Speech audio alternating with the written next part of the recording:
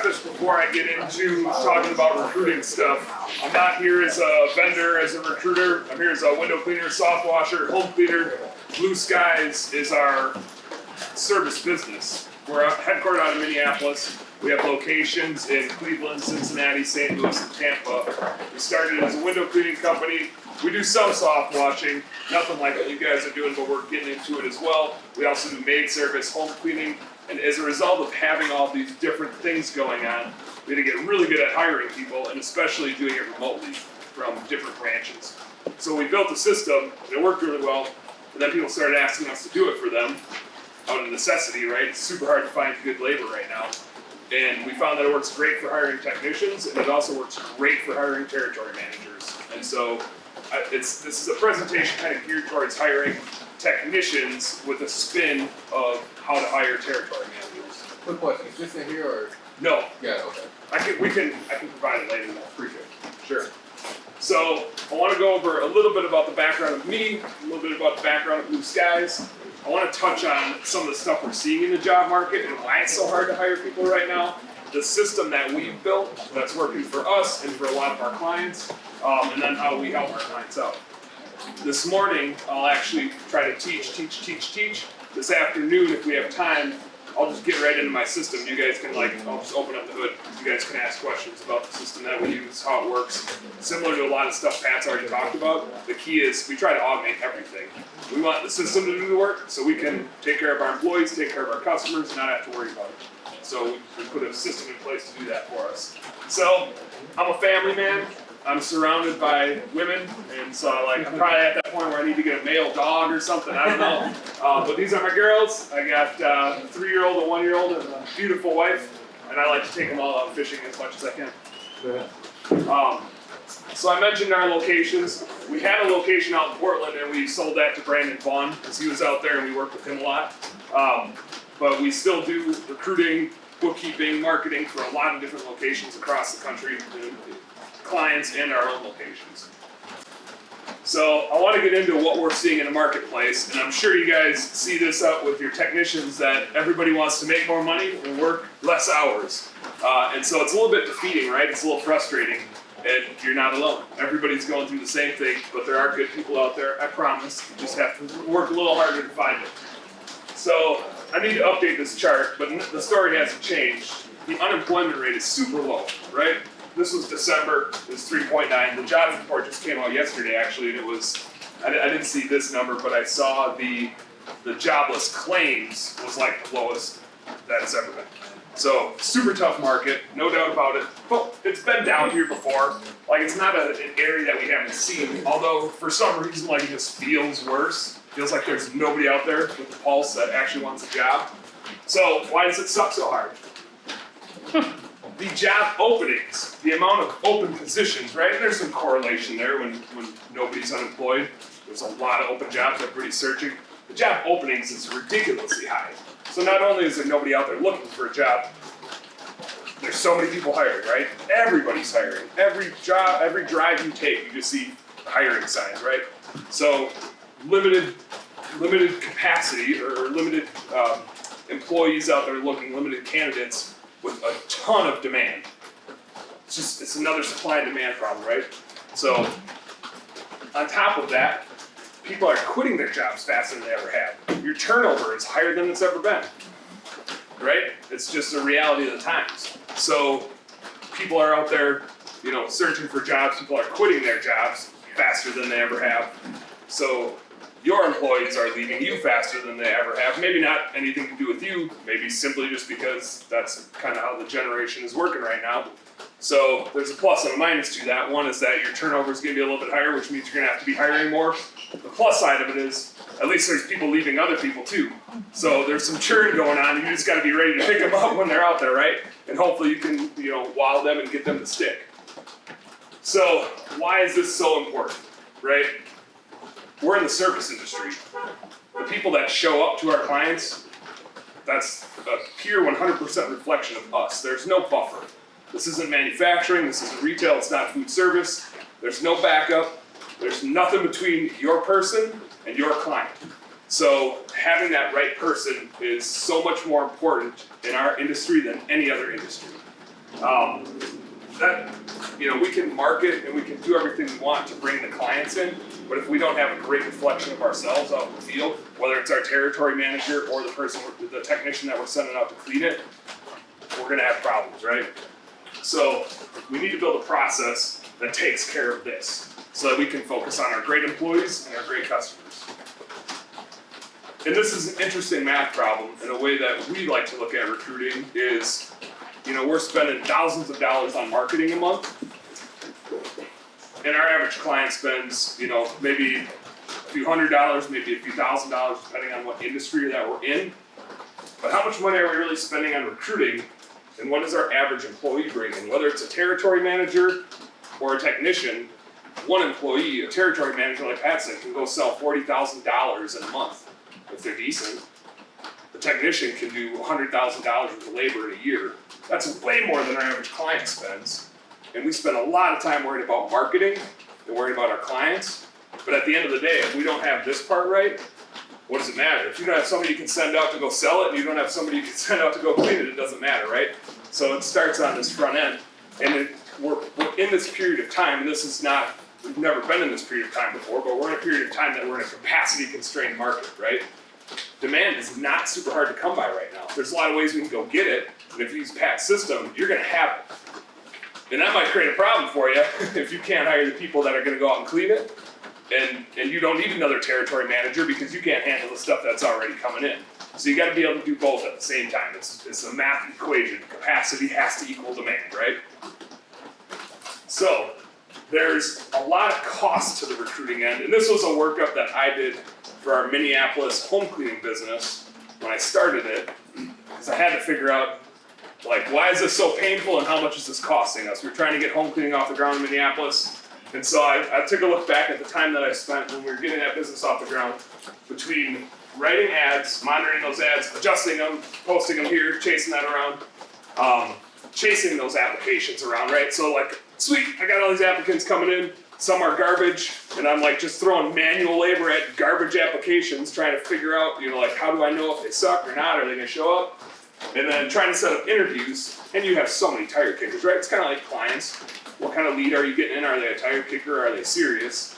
And then interviews. And yeah, I want to set up a lot of interviews, right? But every interview is a half hour. That's a lot of time.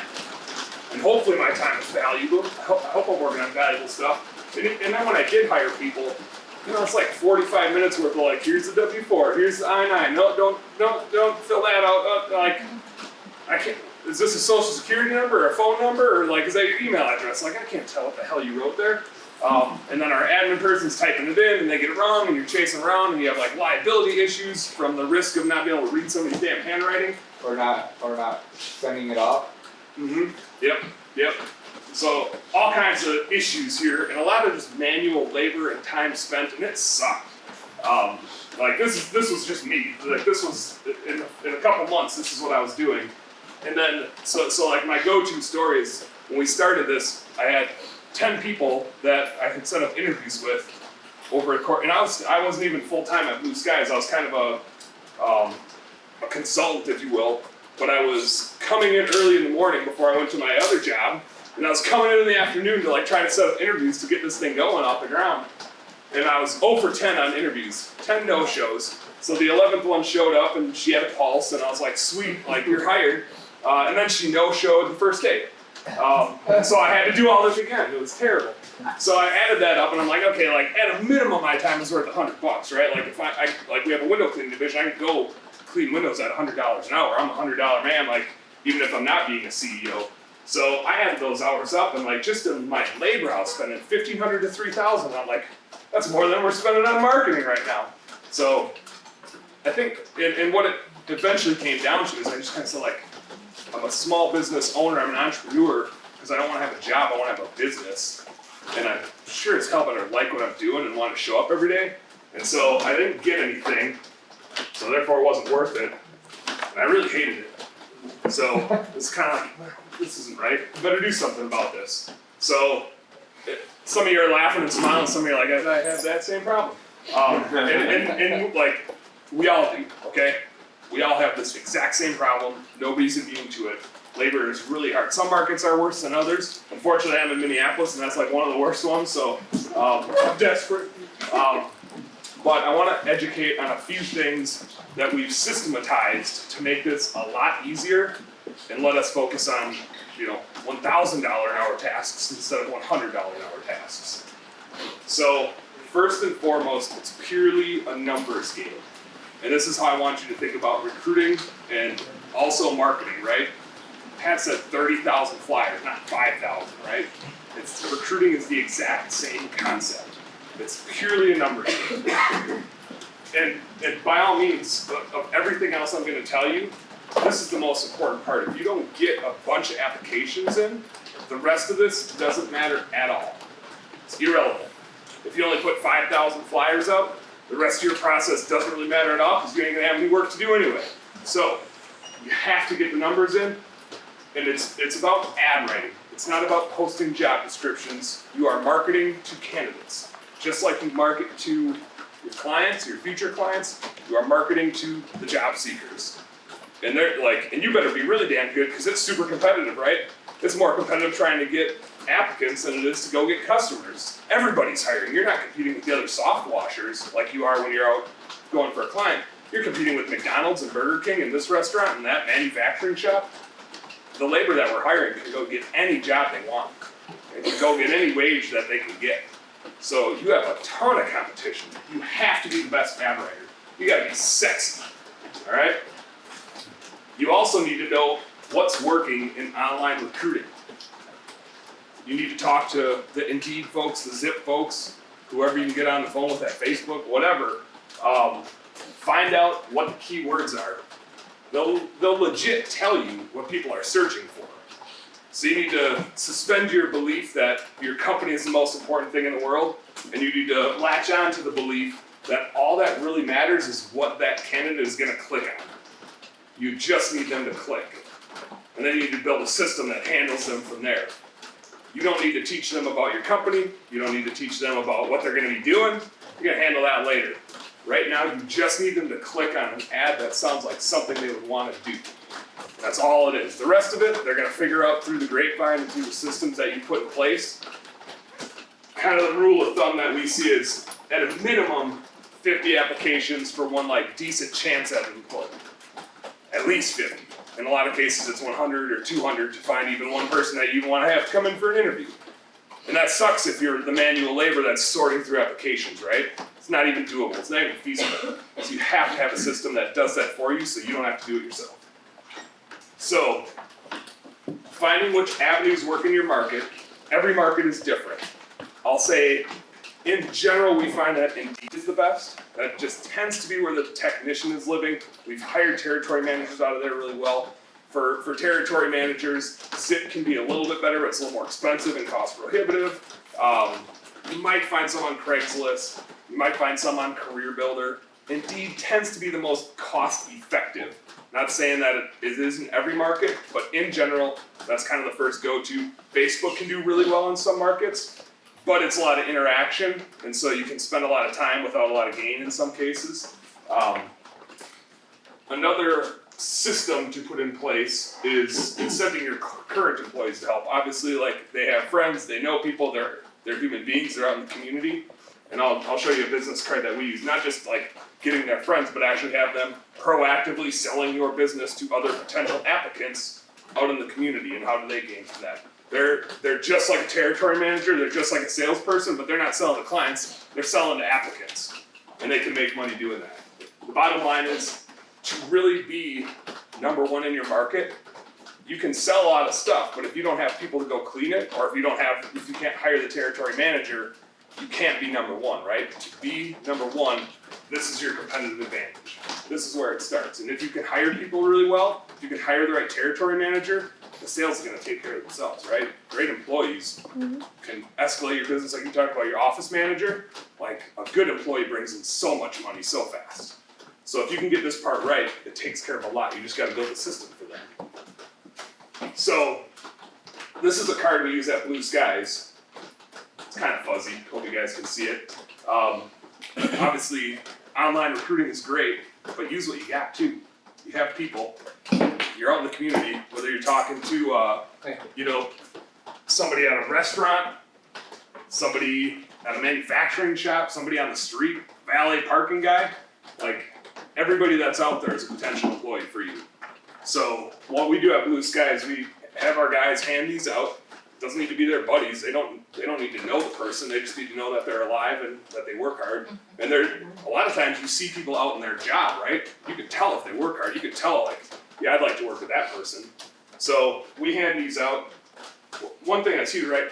We want people that want to work outside, but maybe they've done landscaping before, or maybe they've done, you know, irrigation or something like that. So, or contractor work. We want them to work outside, but guess what? You don't have to break your back here because we got great equipment. And now you've got them. They're the people that like working with their hands, and that line catches them every time. They just need to put on here who they were referred by. So if we get somebody in, our employee gets, like whoever it was that handed that card out, gets $100 after 1 month, $200 after 6 months, and $500 after a year. So our employee can get $800 for referring anybody. It doesn't need to be their buddy. It just needs to be somebody with a pulse that can do a good job. It does two things. One is they want that person to stick around, so they're going to work hard to make them be successful. It also means they might stick around longer because they can make $800, and if they decide to leave, they're not getting that paycheck. So we found that to be super useful.